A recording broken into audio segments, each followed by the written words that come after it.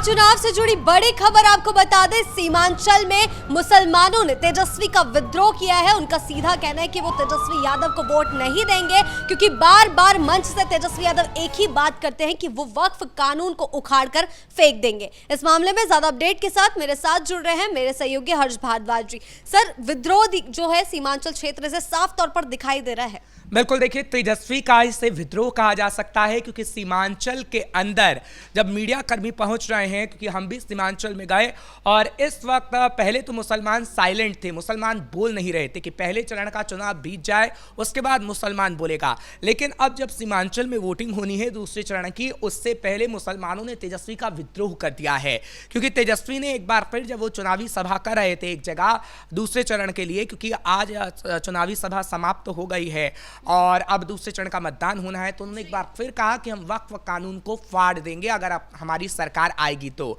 लोगों ने नाराजगी जताई है। मुसलमान ये कह रहे हैं कि वक्फ तो हमारी संपत्तियों को हड़पता था, गरीबों की संपत्तियों को हड़प कर वो माफियाओं को देने का काम करता था। तो क्या तेजस्वी माफिया राज लाना चाहते हैं?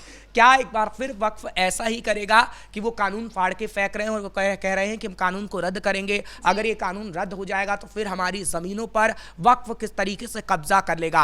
आपने बिहार के अंदर ही एक एग्जाम्पल देखा था कि कितने सालों से लोग रह रहे थे और अचानक से वक्फ अपना बोर्ड लगा देता है और ये कहता है कि हमारी जमीन है, जमीनों को खाली करो, जबकि उन लोगों के पास अपने कागजात होते हैं। ये बिहार के अंदर से ही एग्जाम्पल सामने आया था, जिसके बाद हमने देखा, हालांकि केंद्र की तरफ से वक्फ कानून लाया गया और उसके बाद हमने देखा है कि कैसे गरीब मुसलमानों की जमीन उन गरीबों को मिली है जिस वक्फ ने उसको हड़पने का काम किया है। आपने तमिलनाडु के अंदर देखा, आपने कर्नाटक के अंदर देखा, आपने केरल के अंदर देखा, हैदराबाद तो ऐसी जगह बन चुकी है जहां पर कितने गरीबों की जमीन वक्फ ने हड़प ली है। तो केंद्र सरकार जब इस कानून को लेकर आया तो मुसलमानों ने उसका स्वागत किया है, लेकिन तेजस्वी यादव ने उसका विरोध किया और तेजस्वी यादव ने विरोध करके ये कह दिया कि हम वक्फ कानून को फाड़ रहे हैं।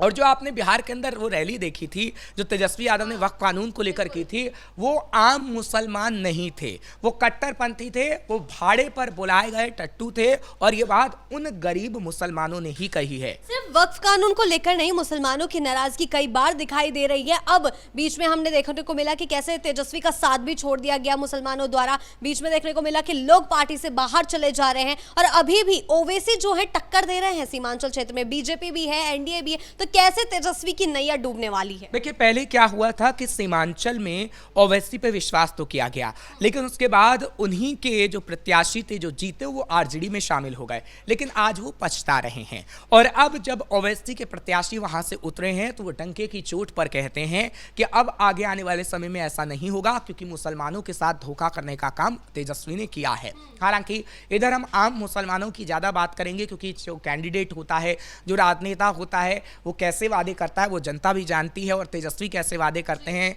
या फिर ओवैसी कैसे वादे करते हैं वो भी जनता जानती है कि वह वादे पूरे होते हैं या नहीं, ये जनता को पता है। लेकिन आम मुसलमानों का जिक्र करें तो आम मुसलमानों का मोह भंग अब तेजस्वी से हो गया है।